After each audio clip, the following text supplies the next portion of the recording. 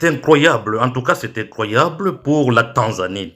En tout cas, les pays africains sont toujours comme ça. Et je suis vraiment très très choqué par ce qui se passe en Tanzanie parce que vraiment la violation a pris beaucoup de temps. Mais après 3 jours de violation, la présidente sortante remporte la présidentielle avec plus de 98%, à peu près 98% de voix. C'est vraiment quelque chose que personne n'attendait, mais voilà ce qui vient de se passer.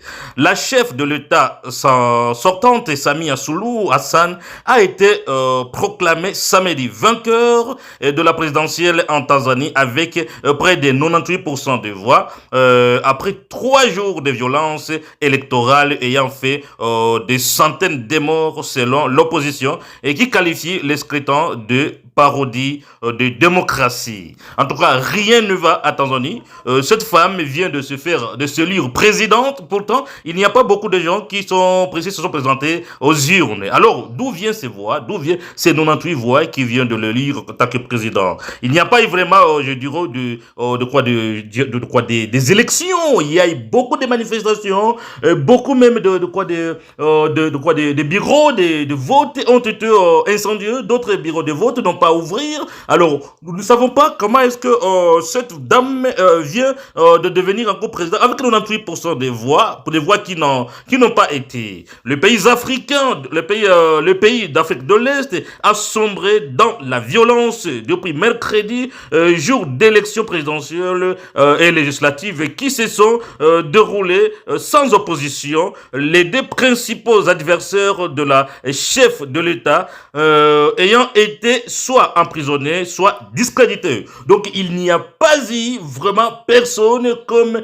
l'opposition, pas seulement la présidente unique, elle-même, la présidente sortante qui s'est présentée comme candidat unique. Alors ça ce sont des élections, c'est pas des élections, mesdames et messieurs, bienvenue dans notre actualité de ce matin. Nous sommes aujourd'hui dimanche 2 novembre 2025 et je vous demande de partager, commenter, liker la vidéoconférence en soutien de notre chaîne. Mais aussi abonnez-vous nombreux massivement. Je sais que vous êtes nombreux à nous suivre et nous avons perdu beaucoup de abonnés dans notre ancienne chaîne qui a été censurée. Alors nous vous demandons encore de vous abonner de nouveau et si vous n'avez pas encore eu, connaissance, vous n'avez pas encore fait connaissance avec notre chaîne d'Info La Vérité, je vous invite alors aujourd'hui de vous abonner et aussi d'activer la cloche de notification.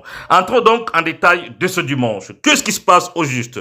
La chef d'État de Tanzanie sortante, Samia Suluhu Hassan, a été proclamée depuis samedi vainqueur de la présidentielle en Tanzanie avec près de 98% des voix après 3 jours de violence électorale ayant fait des centaines de morts selon l'opposition qui a qualifié le scrutin de parodie de la démocratie, parodie démocratique. En tout cas, c'est quelque chose de grave. Le pays d'Afrique de l'Est a sombré dans la violence depuis mercredi, jour d'élections présidentielles et législatives qui se sont déroulées sans opposition. Les deux principaux adversaires de la chef de l'État ayant été emprisonnés soit discrédité. Samia Suluhu Hassan a rapporté plus de 97,66% de voix, soit 31,9 millions de voix sur 32,7 millions recensés. Selon la commission électorale, avec un taux de participation estimé à près de 87%,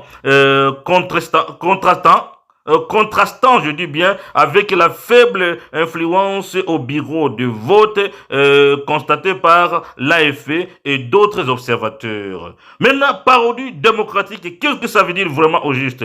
C'est impossible à estimer auprès de l'AFP, un porte-parole du principal parti d'opposition Chadema, John Kitoka, personne ne s'est rendu aux urnes pour voter. Et c'est tout simplement ridicule. Chadema a été exclu des élections et avait appelé au boycott du scrutin. Son chef, Tunda Lissu, arrêté en avril dernier, est jugé pour trahison, une accusation passible de la peine capitale. Oh là là, qualifions la victoire alors écrasante de Madame Hassan, parodie de démocratie. Yoni Kitoka a indiqué que les observateurs du parti ont signalé qu'au moins 800 personnes qu'au moins 800 personnes avaient été tuées par les forces de l'ordre lors des manifestations contre le pouvoir de cette semaine. En tout cas, c'est plus grave. Et ce qui est étonnant maintenant, c'est quoi? C'est l'Union africaine. L'Union africaine, dans un communiqué, a félicité la présidente pour son succès, mais il dit d'avoir regretté profondément le vie perdu. Mais c'est quoi alors au juste? Les jours du scrutin, l'AFP a entendu de tirs nourris alors que des centaines de personnes protestaient, incendié notamment un commissariat. La contestation s'est entendue dans le pays et s'est poursuivie jusqu'au vendredi. L'Internet est toujours jusqu'à présent coupé dans ce pays de 48 millions d'habitants. Mais c'est vraiment quelque chose de dur.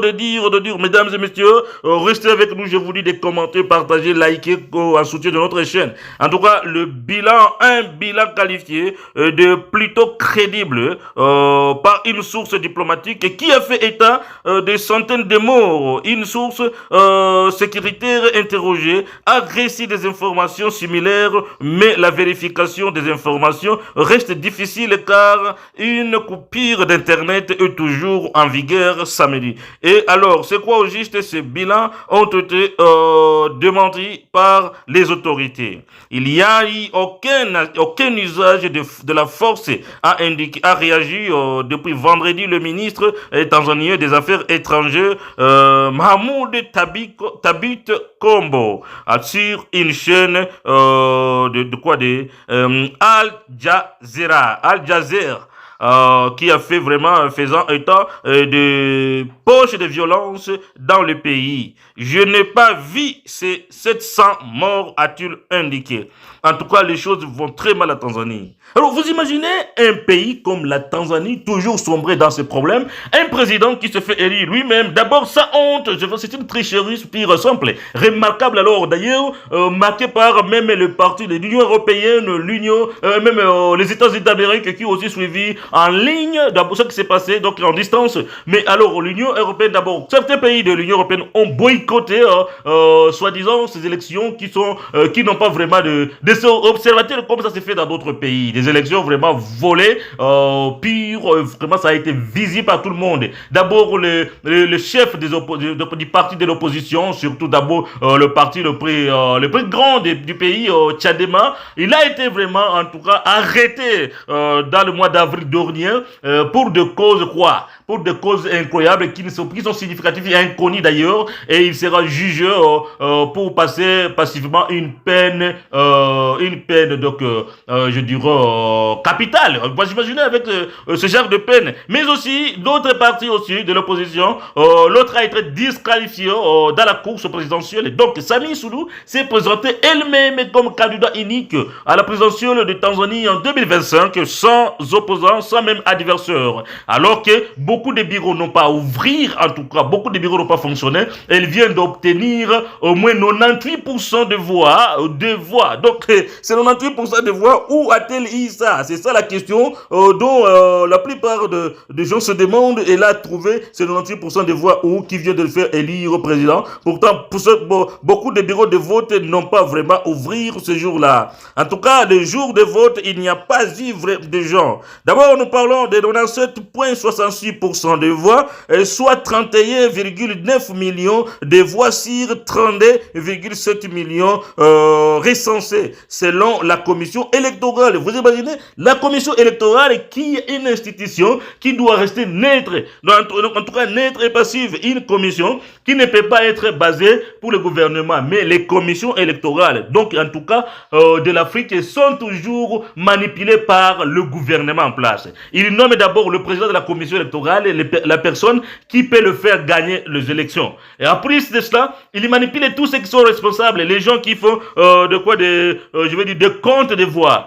Donc, et ils changent aussi des billets, les mêmes billets de voix qu'ils ont mis en place, et ils font directement d'autres copies des autres billets. Vous imaginez ça? Donc, ils font des sortes de billets, au moins les doubles de billets, pour dire que il y a des billets qui seront votés. Ils vont changer des noms des votants par leurs billets qu'ils ont gardés en réserve. Et c'est ça les billets qu'ils vont mettre dans les urnes. Donc, les mêmes billets là-bas que nous utilisons pour mettre dans les urnes les billets de vote, ce ne sont pas les mêmes urnes qu'on compte. Non, on échange directement les urnes. Ils ont besoin seulement des noms de gens et des votes des gens. Et puis, changement des urnes directement. On regarde l'opposant qui a gagné, donc l'adversaire qui a gagné contre le président. On y change directement et on rapporte d'autres. Et les observateurs là-bas n'ont rien. Et surtout, vous verrez, les jours des élections, même il y a des coupures de courant. Mais la Tanzanie, ça a été pur. C'est pas seulement des coupures de courant, mais aussi, ils ont coupé l'Internet volontairement pour empêcher les observateurs extérieurs de ne pas avoir accès au vote qui se suivait depuis distance, même de près. Donc, c'était vraiment grave. Même le Kenya a vraiment été déçu par la Tanzanie, de ce que la Tanzanie vient de montrer au monde entier, un pays qui est un peu exemplaire. Alors, cette dame va-t-elle vraiment gouverner le pays dans la paix, en tout cas, et comme la population la refuse, comment fera-t-elle pour gouverner la Tanzanie? Est-ce que aura-t-elle vraiment le soutien des pays européens et consorts, même si l'Union africaine, à son tour, vient de lui féliciter pour sa victoire écrasante d'après l'Union africaine? Vous imaginez cette institution de l'Union africaine, franchement, vient de féliciter un président qui vient de tuer plus de 700, d'abord c'est déjà en 800 personnes maintenant là, aujourd'hui ce dimanche que je vous dis, le chiffre officiel d'hier, c'était de 800 personnes tuées par les forces de l'ordre qui sont sous son commandement. Mais elles viennent d'être félicitées par l'Union africaine. Mesdames et messieurs, laissez-nous vos avis dans les commentaires, dites-nous qu'est-ce que vous pensez de la Tanzanie de demain. Est-ce que vraiment va-t-elle s'en sortir? Est-ce que réellement la population va se calmer? Est-ce que réellement elle va avoir confiance de la population pour mieux gouverner? Et l'Union africaine qui, je dirais, dans sa poche, l'Union africaine, c'est que la Tanzanie, c'est un pays vraiment majeur qu'il ne faut pas perdre. Donc, ils sont prêts à le soutenir, tout comme ils ont soutenu encore de l'autre côté dans des pays de Paul Biya. Mesdames et messieurs, l'information continue sur notre chaîne d'Info La Vérité. Restez toujours connectés sur notre chaîne. Abonnez-vous au maximum et activez la cloche de notification. Merci.